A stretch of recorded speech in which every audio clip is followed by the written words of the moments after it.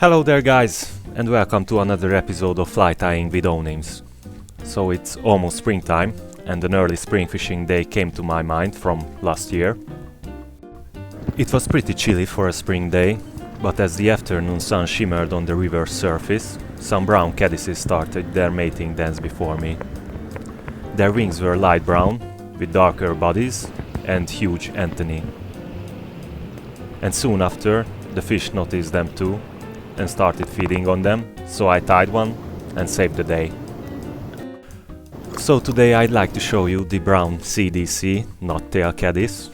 We are starting off with a size 16 gammarus or larva hook and 10 color thread. I know this is considered a nymph hook, but for extended body dry flies I like to use curved hooks like this one, and as long as it's made from thin wire and doesn't interfere with the buoyancy of the fly, we are good. So right now we are adding a few natural pheasant tail barbs and we are making a knot on them with the Knottail tool. If you'd like to know more about this tool, I'm going into details in my Knottail Bibio Marci video, check it out. Also, please like, share and subscribe for almost daily fly tying content. So off screen I took two more pheasant tail barbs and tied them together with a knot.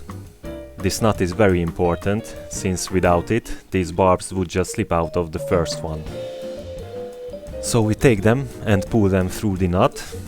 You can use the handle of the tool to pull the knot farther away from the hook. It helps if you leave the loop a bit bigger. I made this one tighter than usual, but it still works. It is just a bit trickier to pull the secondary barbs through.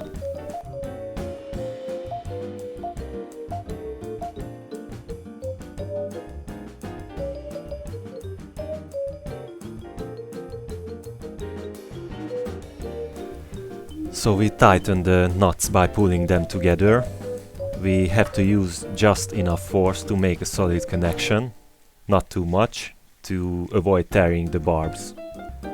Now we can start wrapping the free sections around the fixed ones. Wrap, wrap, wrap, then tugging them.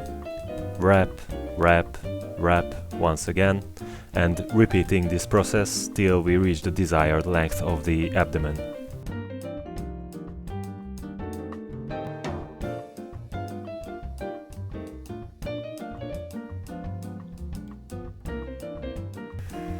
Now that we are done with the wrapping, we grab the barbs, making sure they don't slip out, and untwist.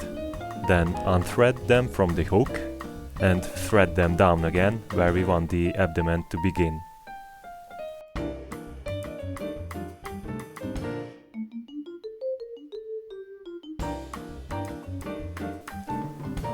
Adjusting the position, then giving it a few threads to keep it in place.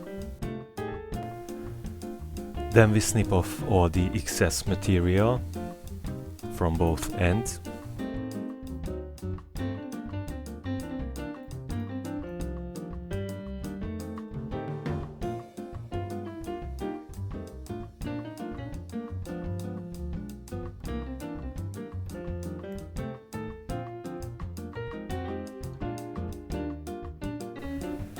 And our knottail abdomen is pretty much done.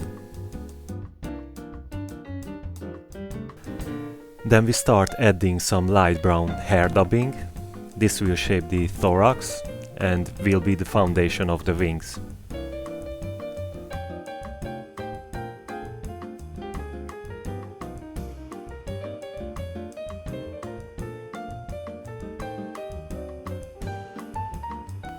Then we add the eyes. They are made from a plastic broom bristle.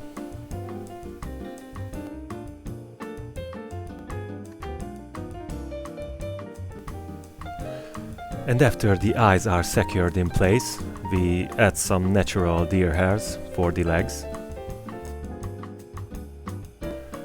The thinner ends of the deer hairs should face towards the hook eye.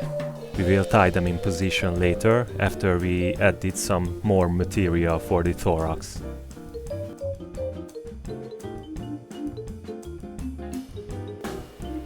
Snipping off what is not needed.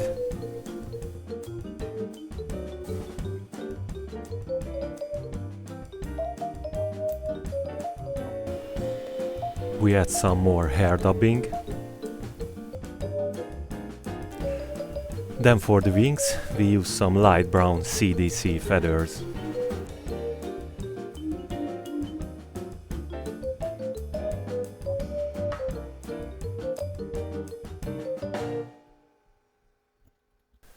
We snip off the excess CDC.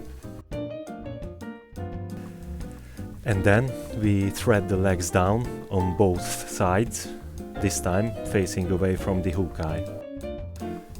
It is starting to look good as it is, but it's time to add the antennae. There is no chance I will say this word ever correctly. Antennae. Antennae. Antennae. Antennae. Horrible.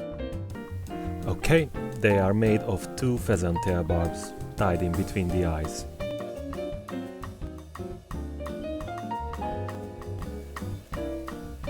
Now we are cutting off the end of the pheasant tail barbs.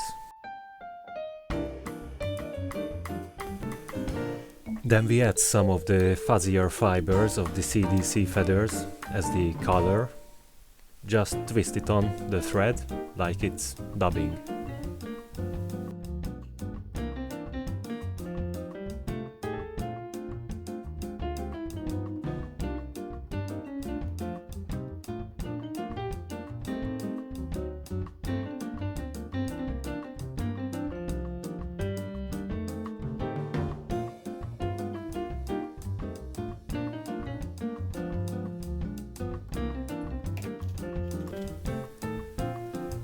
Whip finishing.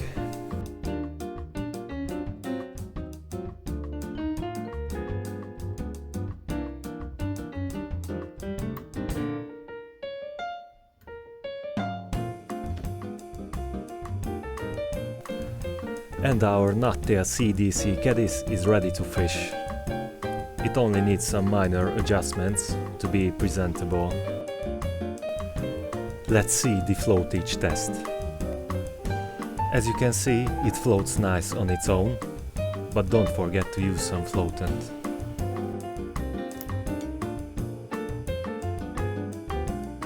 So this one is the perfect spring dry fly for me, and I hope you try it, and it will prove its worth, just as it did for me on that spring afternoon.